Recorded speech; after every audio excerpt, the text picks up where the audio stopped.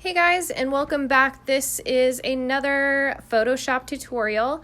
I'm going to walk you through an entire edit. Right now I'm starting in camera raw. I'm fixing the temperature. I do like a cooler hue in my pictures. I'm going to back down that exposure because I do like a darker photo. That's just kind of my style. I'm going to bump up the highlights, bump up the shadows, and bump up the blacks. I'm going to go back in and add some contrast. I do love a good contrast in my images. I'm going to bump up my clarity. And finally, I'm going to bump up the saturation just a smidge before I open that image. All right, here we are in Photoshop. The first thing I always do is create a new layer.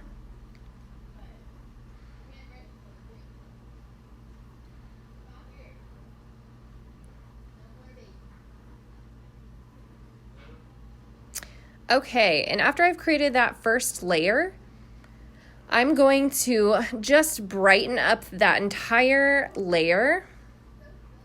This is going to make my subject pop, and you'll see here just in a moment, once I'm happy to my level of brightness, I'm going to add in a mask. That's going to take it back to the original brightness, and then I'm going to paint in that lighter layer. I do it more so on the front of my image because he is facing the light source.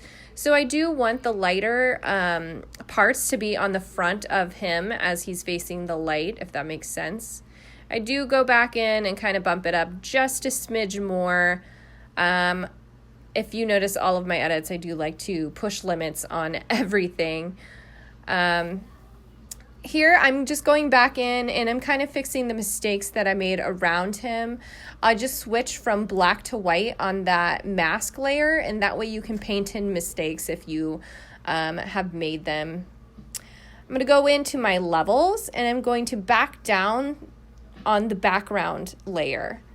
I do like darker images. And if you find that this style isn't really your style, feel free to mess around and kind of figure out what you like. Obviously, this is just what I like and some things that I do on normal edits. So feel free to play around with this. I do merge the layer, create a new layer. And now I'm going to mess with my colors. I like to back down the cyan on my red level because I like to make his hair and freckles really pop. I do the same on my photos as well. Again, I'm going to merge those layers. I don't like to work with a lot of layers, so I'm constantly merging my layers so that I have kind of like a clean plate to work with. Right now, I'm using that dodge tool and I'm going in and dodging in the highlights on his jacket just to create a more dramatic effect on those wrinkles. I do add a little on his face as well.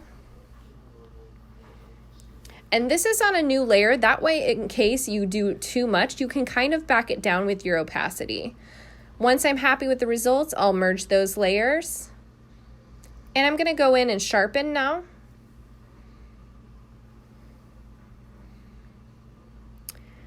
All right, so now we're getting in real close on his face. I'm going to use that spot healing tool that I've taught in the skin editing video, and I'm just going to remove a couple crumbs from his face. He was eating, and he is a messy eater. He is a kid. So I'm just cleaning up those around his mess so that we have a clean face for the image.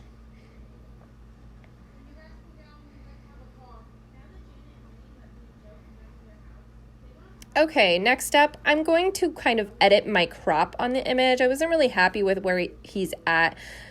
Front and center isn't really my thing, so I kind of make him more to one side or the other, just whatever I'm happy with, and I kind of liked where that's at. I went back in on a new layer and just pushed up that brightness a little bit more, and I'm going back in and painting it on his face and his hair to make those pop just a smidge more. Nothing too crazy. Once I'm happy with that, of course, I merge the layers. There's before, there's after.